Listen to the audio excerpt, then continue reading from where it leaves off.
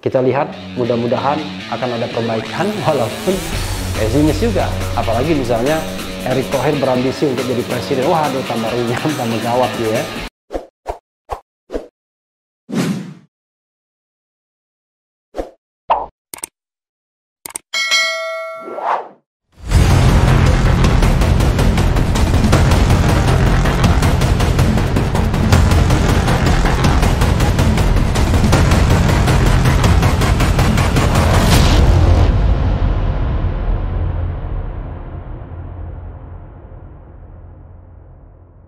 Assalamualaikum warahmatullahi wabarakatuh, sobat RH sekalian. Jumpa lagi kita di channel yang keren ini, Keren Cadas.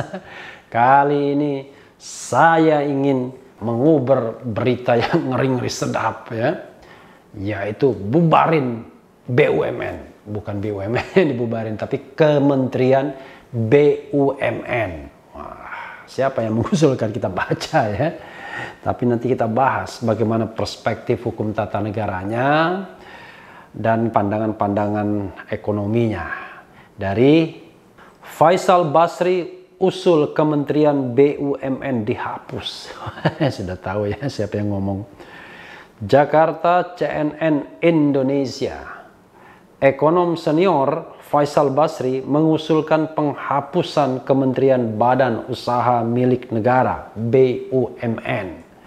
Soalnya Faisal khawatir kehadiran Kementerian BUMN malah membuat perusahaan plat merah tidak sehat di kemudian hari. Ya. Ia menilai kementerian tersebut sudah beberapa kali dipimpin oleh seorang profesional swasta. Salah satunya Erick Thohir yang menjadi Menteri BUMN sekarang. BUMN ini dipimpin profesional swasta. Ada sebelumnya Rini Sumarno, sekarang Erick dan Wakil Menteri BUMN dan lain-lain yang sebelumnya profesional swasta semua. Ungkap Faisal dalam video conference Senin 31 Agustus. Wakil menterinya ada dua yang rangkap jabatan, dan baru ada putusan MK yang mengatakan dalam pertimbangan putusan seharusnya tidak boleh rangkap ya. Budi Gunadi Sadikin dan Kartika Wirjoatmojo. Nanti kita tampilkan lagi thumbnailnya ya. Menurutnya, profesional yang masuk di lingkungan Kementerian BUMN ini membuat perusahaan plat merah seperti anti persaingan. Makanya Faisal khawatir BUMN menjadi tak sehat ke depannya. Mereka lebih nikmat dengan power play-nya. Ini yang saya ngeri dengan BUMN. Takutnya tidak sehat. Oleh karena itu, hapuskanlah Kementerian BUMN ini, jelas Faisal. Lebih lanjut, Faisal menjelaskan Kementerian BUMN seakan membuat aliansi strategis. Contoh, perusahaan plat merah melakukan impor alat pelindung diri (APD) di tengah pandemi virus corona, kemudian dijual ke rumah sakit yang ada di Indonesia. Sementara pihak lain dilarang untuk melakukan impor. Dengan demikian, perusahaan plat merah akan untung, ya, atau orang Padang untuang. Orang lain tidak boleh impor, ongkos naik. BUMN untung, tapi rakyat rugi. Itulah yang Erick Thohir, Menteri BUMN, lakukan. BUMN semakin dikerubungi, terang Faisal. Faisal juga menilai BUMN seperti tak berkompetisi dengan swasta. Padahal BUMN bisa maju jika ada pesaing di sektornya masing-masing. No competition atas nama sinergi BUMN. Kembalikan ke kitahnya BUMN, mencari yang wajar-wajar.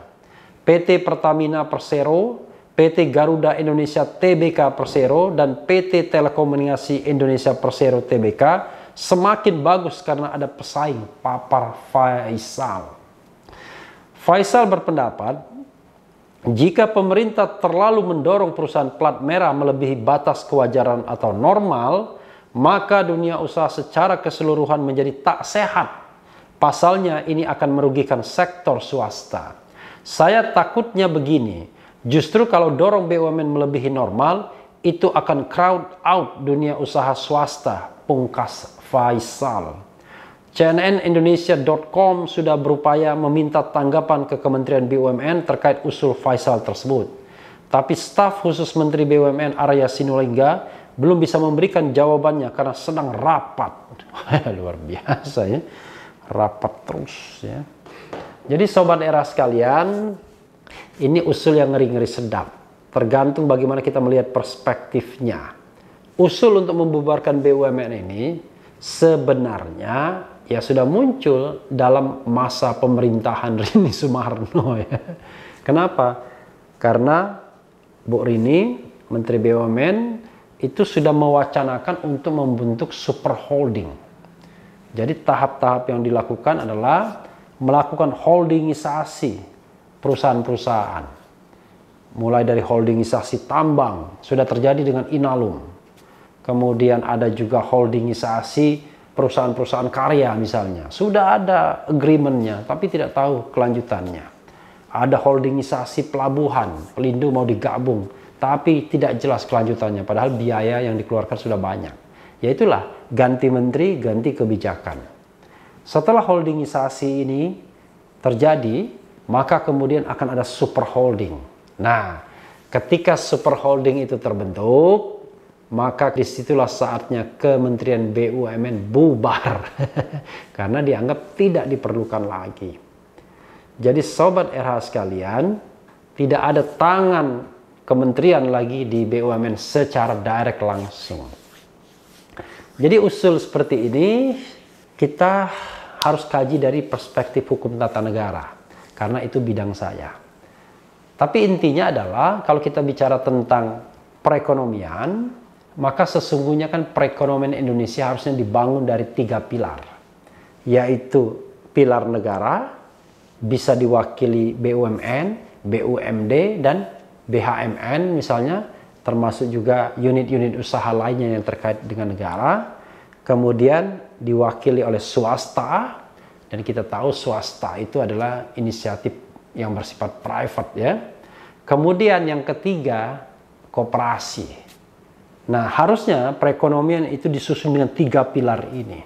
Sayangnya satu pilar mati suri, yaitu koperasi. Orang mengatakan bukan koperasi tapi koperasi. Diperas ya. Jadi koperasi itu seperti anak tiri ya, yang antara berkembang dan hidup tidak jelas.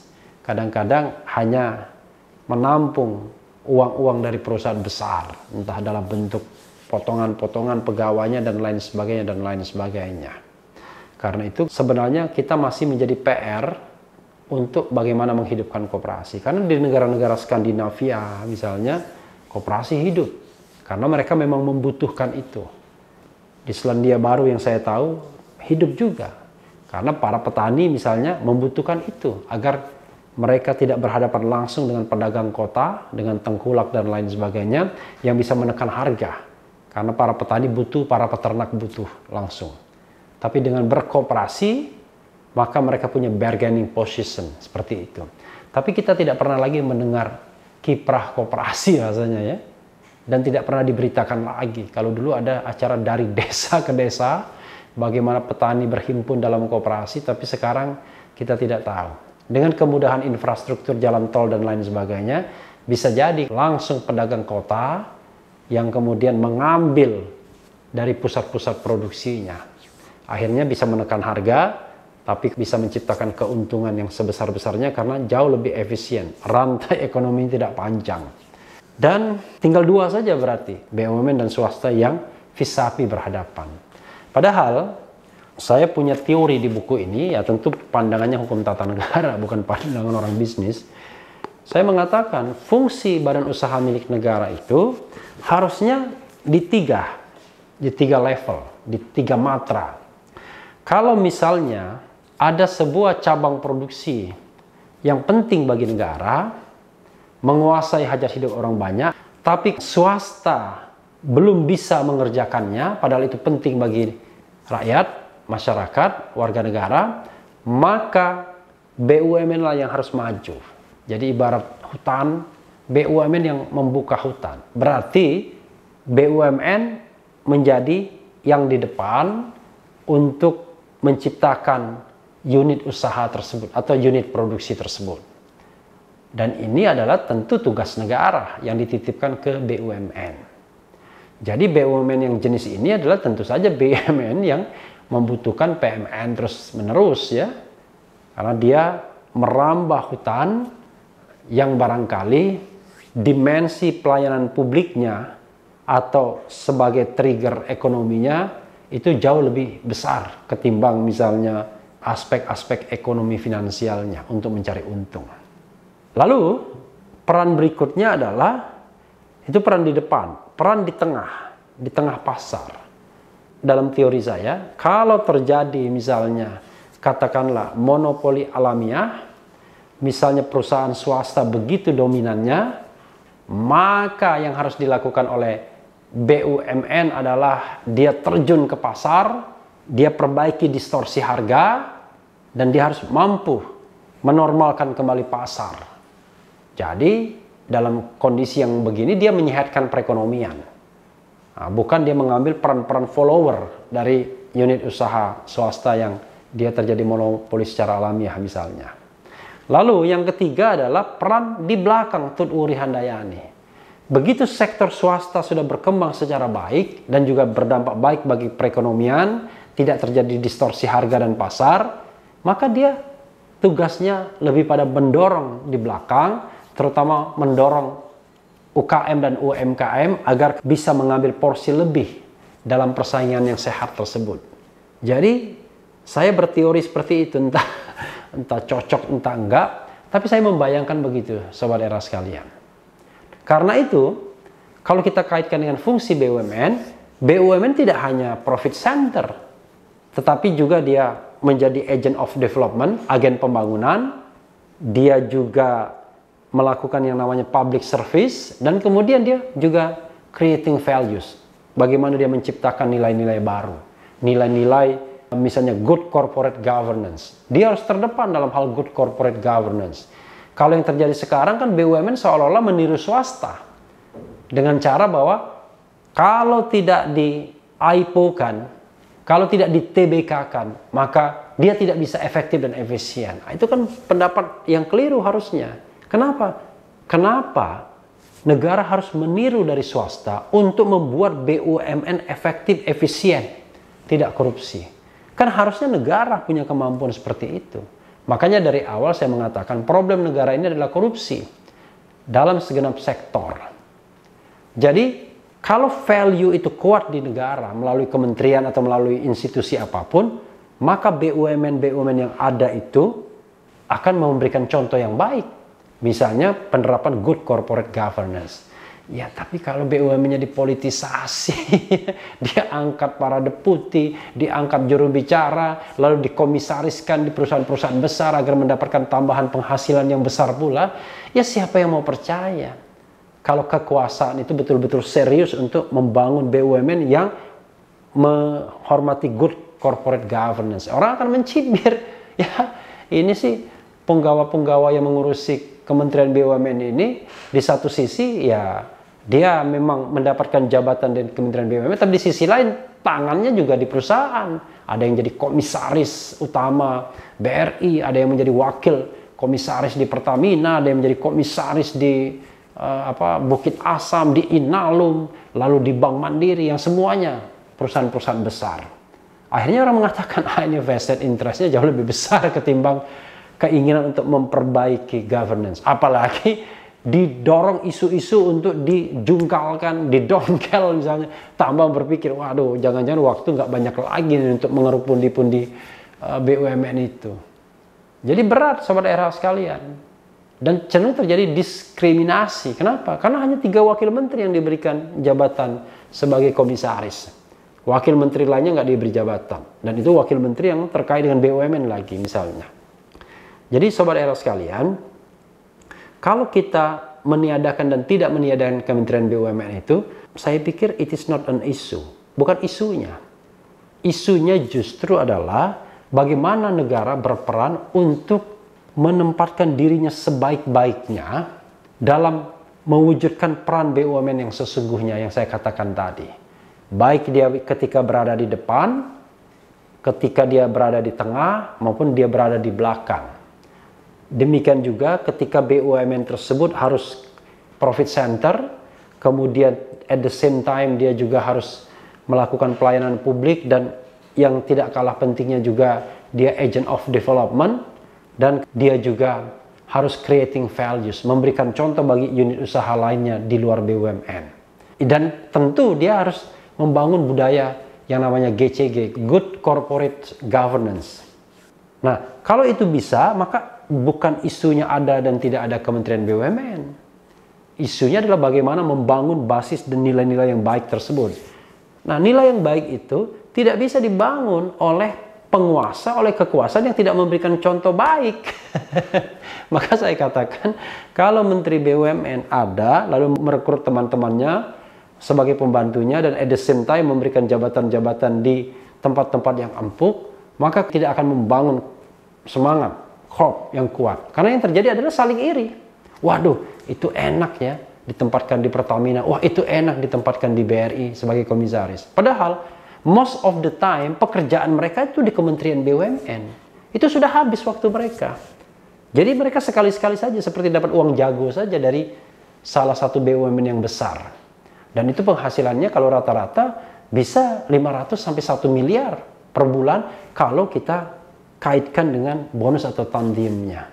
Ya katakanlah misalnya mendapatkan tantiem di perusahaan seperti Telkom atau Pertamina dan lain sebagainya, itu di atas, mungkin di atas 5 miliar per tahun. Mungkin bisa sampai double digit. Saya harus cek angkanya. Karena secara iseng-iseng pernah misalnya melihat kalau di Pertamina penghasilan mungkin rata-rata bisa mencapai 1 miliar lebih. Pernah iseng-iseng hitung untuk seorang komisaris. Memang gajinya seperti dibilang Ahok cuma 170 dalam tanda kutip. Tapi 170 juta per bulan itu kan belum ditambah dengan tantiem atau bonus. Nah, bonus itu bisa konon bisa double digit. Let's say tidak double digit, tapi angkanya juga besar, di atas 5M mungkin, 6M, 7M, 8M. Kita cek lagi. Lalu kemudian kalau kita bagi ke dalam 12 bulan, ya besar juga. Dan biasanya angka-angka seperti ini tidak pernah di-disclosure secara baik. Jadi kalau kita buka buku tahunannya, biasanya angka-angkanya mainnya umum aja. Tidak didefinisikan one by one, satu demi satu, sehingga kita tahu berapa penghasilan per tahun persisnya seorang dewan komisaris, seorang direksi, dan lain sebagainya, dan lain sebagainya. Jadi kalau sobat era sekalian, kalau kita masih mental miskin, mental miskin itu adalah ketika menjabat ingin merangkap, ya kan? Ketika dipanggil mengabdi ingin kemudian grabbing, maka kita tidak bisa membenahi BUMN secara baik. That's okay. Mungkin menterinya orang yang sudah selesai dengan ekonominya, ya. Tapi usahanya kan belum tentu selesai juga kan, karena tetap membutuhkan proyek-proyek dan lain sebagainya. Tapi orang-orang sekitarnya belum selesai. Jadi direkrut bukan untuk mengabdi pada negara, tapi ingin dikompensasikan penghasilan sebelumnya. Waduh, kalau mengabdi pada negara minta kompensasi penghasilan sebelumnya, nggak usah mengabdi pada negara. Ya kan? Yang tadinya mungkin mantan direktur bank minta dikompensasikan. Yang tadinya direktur di perusahaan swasta minta dikompensasikan. Jadi more or less penghasilannya harus sama. Jadi kalau cara berpikirnya demikian, kita tidak akan bisa memperbaiki negeri ini.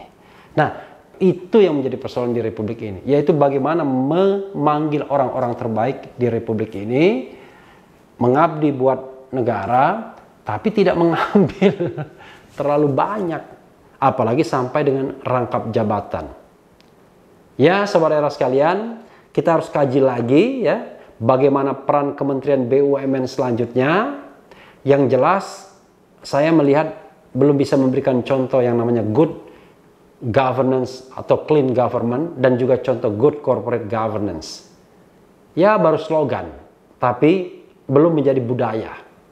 Kita lihat mudah-mudahan akan ada perbaikan, walaupun pesimis juga. Apalagi misalnya Erick Thohir berambisi untuk jadi presiden. Waduh, tambah runyam, tambah gawat ya. Nah, jadi sederhana sebenarnya, bekerjalah sebaik-baiknya, maka masyarakat yang akan mengapresiasi. Dan apresiasi tersebut akan berbuah, barangkali orang akan mengendorse untuk kepemimpinan. Tapi kalau dari awal hanya mencitrakan atau memake up diri misalnya, yang terjadi dengan kepemimpinan yang ada, maka kita tidak akan mendapatkan sebuah negeri yang dipimpin oleh orang yang amanah, oleh orang yang bertanggung jawab, tidak hanya kepada rakyatnya, tapi kepada Allah Subhanahu wa Ta'ala. Kita tidak bisa berharap dari tangan mereka akan muncul negeri yang gemah ripaloh Cinawi, baldatun thayyibatun wa rabbun ghafur. Ya sobat era sekalian, itu saja komentar saya ya. Dan kita akan kaji lebih lanjut eksistensi Kementerian BUMN ini diperlukan atau tidak kalau kita kaitkan dengan fungsi negara untuk mensejahterakan rakyat, untuk memakmurkan rakyat, untuk mencerdaskan rakyat. Yang penting tetap di channel ini, karena di channel ini Anda akan dirayu, ditipu, dibaperan, diuber, dicecar pula di jalur khusus. Karena channel ini adalah channel yang mengancam, memeras, dan membenci. Jangan lupa subscribe, like, comment, and share. Ciao.